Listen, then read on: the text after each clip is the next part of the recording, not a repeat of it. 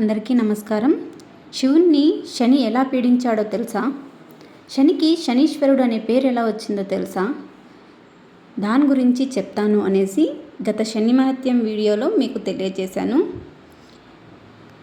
శనికి శనీశ్వరుడు అనే పేరు ఎలా వచ్చింది అనేది ఈ వీడియోలో మనం తెలుసుకుందాం. అదేంటి అంటే, పూర్వం కృతయుగంలో శని గురించి నారదుడు ఈశ్వరుని దగ్గర పొగిడితే అది ఈశ్వరునికి నచ్చలేదు. ఆ కారణంగా శని అంతటి శక్తిమంతుడైతే తనను పీడించమని, శని శక్తి సామర్థ్యాలను నిరూపించుకోమని శివుడు నారదునికి చెప్పెను. ఆ విషయం నారదుడు శనికి చెప్పెను. శివుని మాటలకు శనికి ఆవేశము, పట్టుదల ప్రేరేపించాయి. తను శివుని ఒక్క క్షణము పాటు పట్టి పీడిస్తానని, ఆ విషయం శివునికి తెలియచేయమని నారదునిచ్చే వార్త పంపెను. ఈ విధంగా నారదుడు శివ శనిల మధ్య తగాదా సృష్టించెను. నారదుడు తక్షణం శని చెప్పిన మాటలు శివునికి చెప్పి శని ప్రభావాన పడకుండా జాగ్రత్త పడమని చెప్పి వెళ్ళిపోయెను.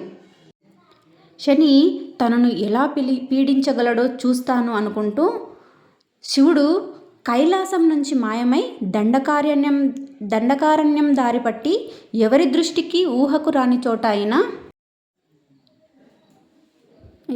అడవిలో తూర్పుగోదావరి జిల్లా రావులపాలెం వద్ద మందలపల్లి గ్రామం నందు ఒక పెద్ద రావి చెట్టు తొర్రలో ఈశ్వరుడు దాక్కున్నాడని, తపస్సు చేశాడని పురాణాలు చెప్తున్నాయి.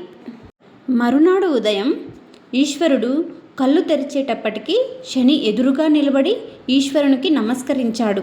అప్పుడు శివుడు శనితో, "ఏమైంది నీ శపథం?" అని ప్రశ్నించాడు. ఆయన మాటలకు శని పరిహాసం చేస్తూ, "పరమశివుడంతటి వాడు దేవతలకు, ఋషులకు, మరి ఎందరికో ఆరాధ్య దైవం. ప్రశాంతమైన కైలాసం నుంచి పారిపోయి దండకారణ్యంలో పరుగులు పెట్టి దిక్కులేని వాడి వలె చెట్టు తొర్రలో దాగుకోవడం అంటే ఆ క్షణము శని పట్టినట్లు కాదా?" అని శని వినయంగా అడిగాడు.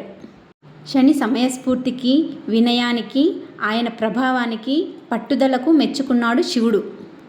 తనను మెప్పించిన శనికి ఆనాటి నుండి ఈశ్వర అనే శబ్దము సార్థకం కాగలదని, మానవులు తనను అంటే శనిని శనీశ్వర అని పూజిస్తే శని తరపున పరమశివుడు ఆశీస్సులు ఇస్తానని వరము ఇచ్చెను. అలా శని శనీశ్వరుడు అయ్యాడు. శని శనీశ్వరుడు ఎలా అయ్యాడో తెలుసుకున్నాం కదా. మరొక మంచి వీడియోతో మళ్ళీ కలుద్దాం. అంతవరకు సెలవు. బాయ్.